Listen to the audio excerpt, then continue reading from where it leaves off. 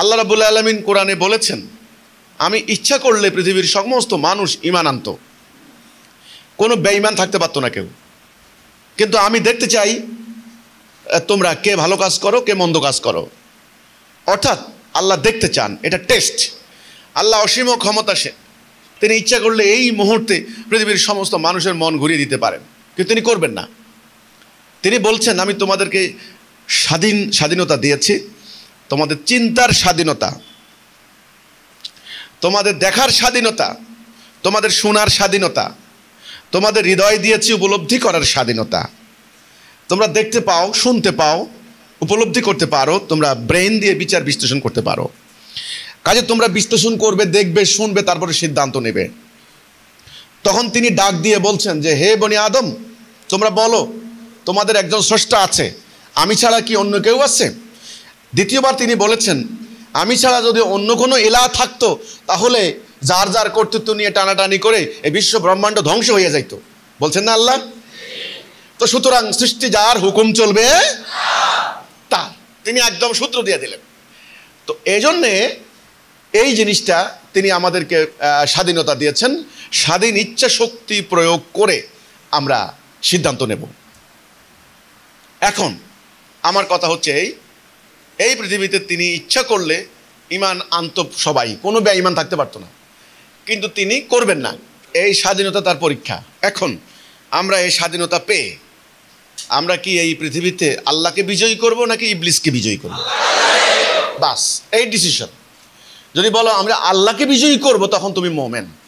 তখন তুমি কি মোমেন। আল্লাহ তোমার পক্ষ নিয়ে নিলেন, তুমি আল্লাহর পক্ষ নিয়ে নিলা। আল্লাহ কোরআনে বলেছেন, যারা আমার প্রতি ঈমান আনবে আমি তাদের ওয়ালি, অভিভাবক। এখন আমাদের ওলি হয়ে যাবেন আল্লাহ, কারণ আমরা সিদ্ধান্ত নিয়েছি আমরা দুনিয়াতে কাকে বিজয়ী করব? আল্লাহকে বিজয়ী করব।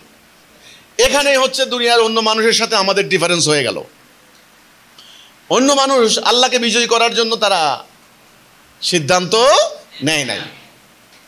দ্বিতীয় কথা, আল্লাহকে বিজয়ী করবা কিভাবে? আল্লাহ বিজয়ী হবেন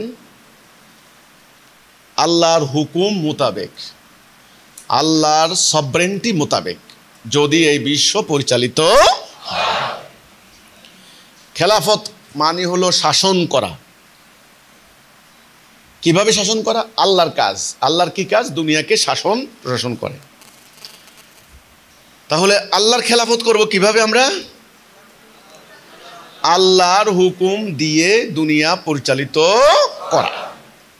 এই যে আল্লাহর হুকুমটাকে মেনে নেওয়া, বিনা প্রশ্নে, বিনা শর্তে, নির্দ্বিধায় আল্লাহর হুকুমটাকে মেনে নেওয়া, এটার নাম হচ্ছে হেদায়া, এটার নাম হচ্ছে তাওহীদ।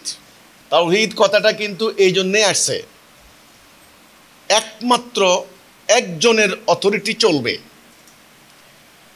আজকে মুসলমানদের দেখো, মুসলমানরা নামাজ পড়ে, রোজা রাখে কার হুকুমে?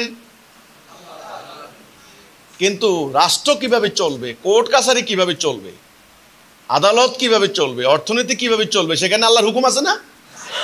তারা সেটা মানে না? মানে না। তাহলে এখানে তারা অথরিটি কাকে মানে? মানুষকে।